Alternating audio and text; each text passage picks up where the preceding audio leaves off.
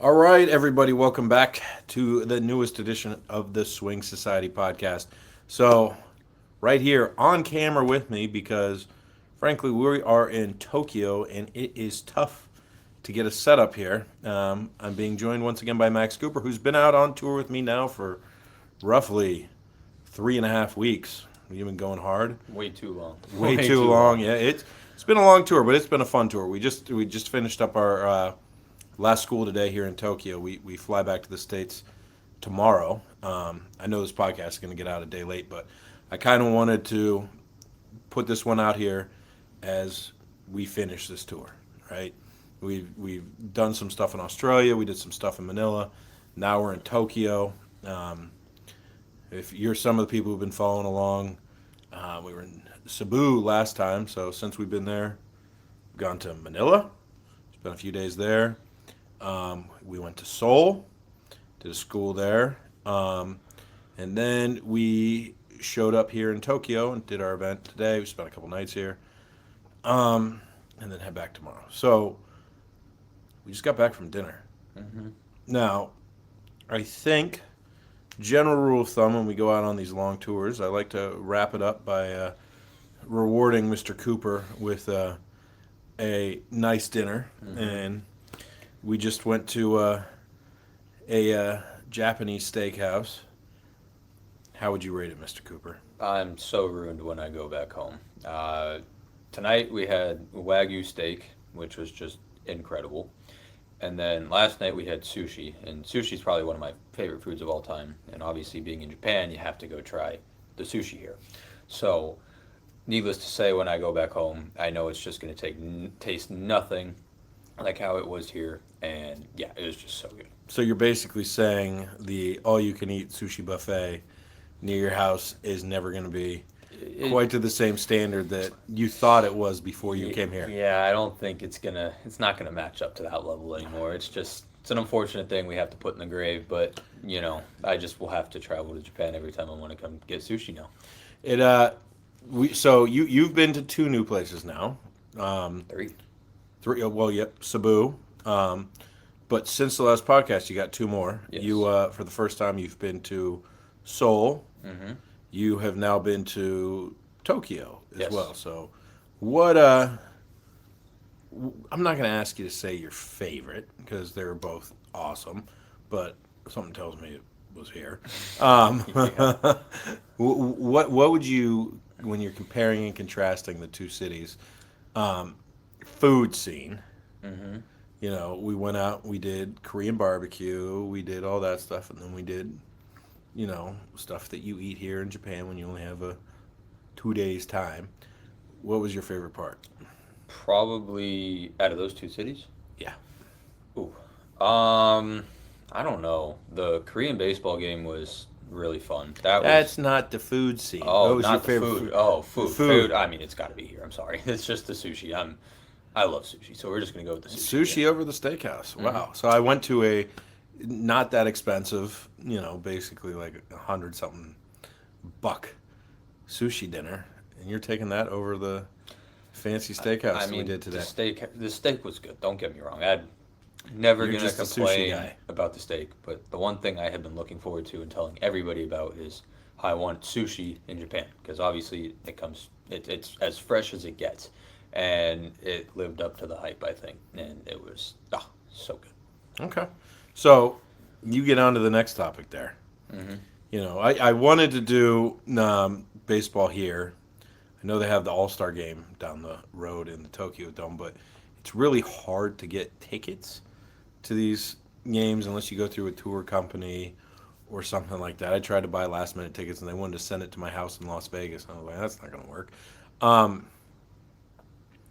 but we did go to the Korean Baseball League game. Who did we see? The Lions Lions were the versus visitor. who was it? I know. I don't know. Danson. No, No, something like that. I don't know. It was Lions versus somebody. Yeah, that works for me. I was Not, hoping you could bail me. I don't want to butcher the I name here. did. But that baseball game, how do you view American baseball versus that type of baseball after you saw it? American baseball's so boring. I love my team even though they were so bad, but nothing compares to like the baseball was the same. Don't get me wrong with that, Yeah. but how the fans interacted during the game was the crazy part because they're cheering, they're standing up and cheering the entire time. Yes. They're singing for their player, like each player has their own song. They're going crazy. Like even if they just score a run, you'd think they just won the World Series. Absolutely. And it's just a crazy, crazy experience that if you ever are in Korea and you want to go see a baseball game, you have to go do it because it's nothing like it is back home. I would recommend seriously that you would go through a tour company to do it. My persistence paid off because I found some guy out front with extra tickets who got it to us. We were way up there in the bleeds, but it was an experience unlike any. When the home team is at bat, your cheerleaders and your MC type guy is just hyping the crowd up, and then on the other side of the field, the other team does that when they're up to bat, and I mean both sides were going crazy. It wasn't even a close game. It wasn't the best baseball game, but you talk about them winning the World Series. Every time there was an out, they went just as crazy as if the Yankees scored a run in New York, which was absolutely berserk to me. So we did baseball. We had some great food so far. I guess we're done. We only have breakfast tomorrow, and then lounge food. We also, before we went to Korea, we did some time in Manila that Max and I tried our gambling luck, and I ended up breaking even for the trip because I took a whooping, and unfortunately for him, I don't have any luck. We're just gonna leave it at leave it no at that. You did when you played poker. I ended up winning at poker. Then I decided to go after golf school and do blackjack, and it went terrible. Yeah, how did it really go? It went terrible. But I will give you credit. I played poker for like 4 hours, and Yeah. you went down before I did. I was probably there for like five, Yeah. 6 hours. You and lasted for a long time on the stack. I you was had. like even up a little bit, and then I got good cards but bad runouts, and I got beat because I got beat. There's no way about it. That's the simplest way to put it. Always seems to go that way for the poor kid. Golf schools. Yeah. So we did a bunch of golf schools. It was a weird trip. I did a private booking in Singapore with the last one, and we did the school in Cebu since we last talked. Two normal schools in Manila, both of them sold out. Then from there, the school in South Korea was weird. It was a great school. Great. We just had one family book it out, and they didn't want it filmed, so that was a new experience for me. But I've noticed with, Korean and Japanese golf courses, it is harder to run my traditional format. We got it done, right? But they put time limits on the range, so had to cut out lunch both days. I had Max go out and play because they would only allow one group and they would allow 3 players with an instructor in both of those. So let Max go out and play today. Unfortunately, we just got started and we got some rain, so Max had to do a bunch of that inside. But from the parts that I did, I can tell you they were awesome people here. Really awesome students. Really good time. We're already seeing some massive improvements out of the last few schools. I think the players that showed up, and especially in the Philippines, right? They were ready to go. Those are some of the most motivated golfers I've seen for the most part. They were hungry to improve. And, if you can get, obviously, I'm not saying the American schools don't have that, but all of them showed up motivated, ready to go, have already turned in their scores for the, follow-up program, looking to get better. So that was quite a treat having the full crew for those days being ready to go. I felt like we We managed to, but we were dodging weather the entire time. Right when we left the golf school in Cebu, some of the heaviest rain you said you've ever seen in your life. I lived in Florida, so I'm used to it. But, it started pouring 10 minutes after we got in our grab and we're on our way out of there. Um, Manila, both days, you started hearing rumblings when we were on the last hole of Thunder, got it in, got out of there. Weather was hot as could be Oh, in all these schools.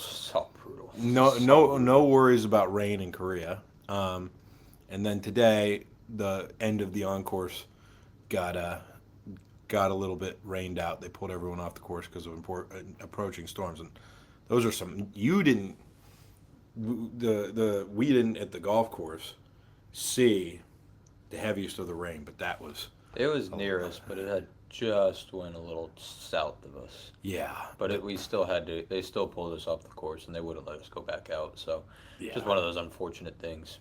yeah. I mean, it happens. But the golfers were plenty happy. They got all the information, and they were just it would have just been playtime at that point in time. So weather-wise, golf schools went great. Um, this pod's going to be a little bit shorter because we have to get out and get ready to head back to the States. But What about one more thing? Though? What about our upcoming schools? What do we got planned? I was going to Upcoming. bring that up. So I head home. We head home tomorrow. Then we have a week and a half back in Vegas, If that. if that.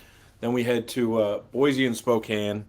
Boise is completely sold out. Spokane has 2 spots available at the current moment. A couple weeks off after that. Then we have Virginia Beach and Nashville. I have a couple spots left in both of those. They would be sold out if I didn't bring Mr. Cooper on the road and have a little bit extra capacity. Anyway, grab those last spots if you're in those cities. We got a ton of events that were announced for September through beginning of January. And right now, we're going to do an early release. We're working on the early release. We're putting all the venues together for the spring and summer of 2027, which will lead us to pretty much wrapping up the current format I'm on. I've talked about it before. These one-day schools have been a blast. I think value for the money, the players here are not going to see better value for their money than one of my one-day schools. But unfortunately, as these legs keep getting older, it gets harder and harder to do 5 different cities in 5 days and fly around. So after next year's tour, that format will be changing.